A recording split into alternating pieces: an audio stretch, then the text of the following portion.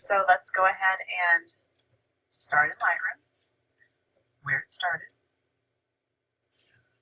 This is not actually the image I started with. Okay, this is the image that I started with in Lightroom. When I first went through the images that I took this afternoon, that I took these, I originally blew right past this image because when I was out there, the thing that drew me to sitting down on the pavement to start taking these images was it had been freezing cold the day before, and then this afternoon it was just gorgeous outside with this nice bright golden sun, and that's kind of how all of April had been for us. And so I wanted to try to capture that. So I was shooting a lot of images like this and this, trying to capture that beautiful golden light coming in on these puddles that the rain had made from the day before.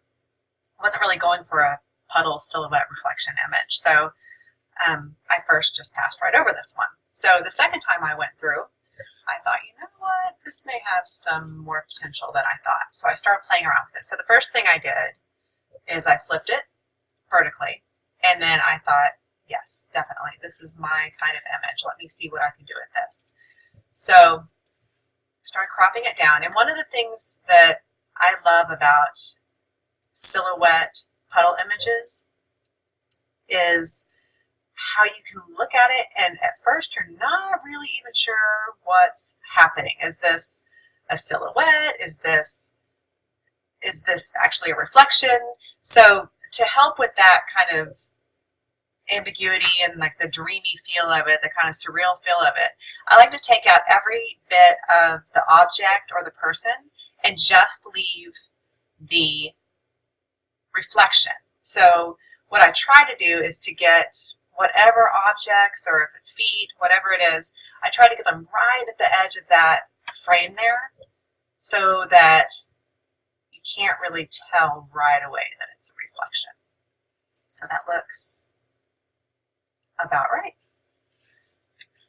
Now, again, one of the things that moved me to start shooting this day is that it was so golden and beautiful out there. And so the first thing I want to do after I crop it down is to up this temp a little bit to make it feel more bright and sunny like it did feel when I was out there. So that looks about right.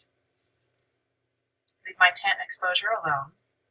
I do want to up my contrast because one of the things I love about this image is that texture and the concrete. So I want to try to accentuate that with my editing. So I'm going to go ahead and try to bring out, I'm going to use a combination of upping my shadows to bring out the detail, and then lowering my blacks a little bit to highlight the contrast just a little bit more. Now, I don't know if it's because I was so excited about this image that I had at first overlooked or why I did this, but usually I will play around a lot more in Lightroom. It's been a resolution of mine for the past year and a half to do 99% of my edits in Lightroom and just take images to Photoshop whenever I want to do something like clone or liquefy. But when I looked back at this edit, this is where I stopped in Lightroom. So I do want to show you how I did edit it that day instead of how maybe I would go back and edit it were I to do it again. So let's go ahead and take this into Photoshop and I will show you what I did there. So normally I would go into the HSL panel and play around a little bit with my colors, use the radial filter and play around with some spot editing there. But again, for whatever reason, I think I was just excited, so I brought it here into Photoshop right away. The first thing that I noticed when I got into Photoshop was that this wheel here, again, when I was talking about making sure everything touches the bottom of the frame, that wheel did not touch the bottom of the frame. So I wanted to go ahead and clone that in so that it did. So go ahead and just use my clone tool. I'm going to use my left bracket key to give me a little smaller brush here.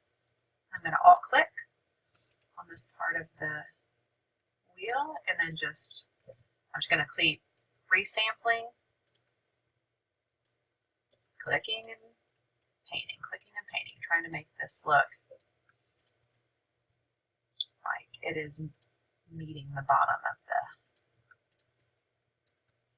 of the frame here.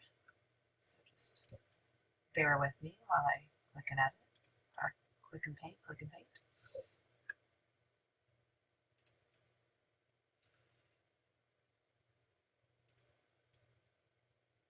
Okay, so that's getting a little bit more. Again, I just like this. When I do images like this, I just think it's fun to not know immediately what you're looking at. You know, on first glance, is this a silhouette I'm looking at? Is this a reflection?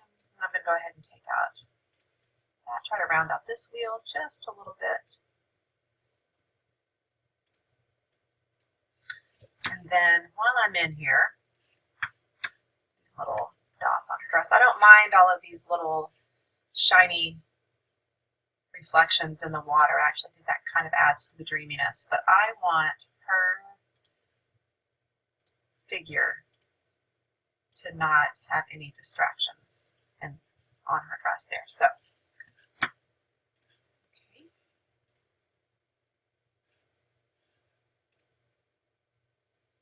So there we go. So let's see if we go up here and show you the before and after. It just grounds them a little bit more in that frame. I could probably clean it up just a little bit, and I'll show you in the finished version where it's a little bit more cleaned up. So the next thing I did is, you know, I really do love that asphalt. I would like to highlight that texture just a little bit more. So I went into my levels layer and just brought in my highlights and my shadows just a little bit to accentuate that. And around with my midtones just a little. So it doesn't seem like a huge change, but as you see, it really did accentuate those levels, or those that texture. The levels really accentuated that texture in the image. And then finally, I thought, you know, one of the things I loved was that golden hue against the blue clouds, but I've kind of lost some of the blue clouds at this point, and so I want to bring those back. So let's bring them back. And I thought that what I was going to do was I was going to Command I to inverse this and then just paint it on right here. Just paint the blue color here, but I kind of like what it did to the hue here, but I do want to still have my golden hue down here. So what I'm going to do is go ahead and grab my brush tool, and I've got my foreground color set to black, so that means I'm going to paint off this blue overlay color just off of them down here, so I can get a little bit more of that golden tone down here in their little light around them. But again, I kind of like what it did up here. You'll see it feels a little green and a little too glaring. And then when I take those yellows down just a little, that's what happened. So the final image, this was my before, and this was my after.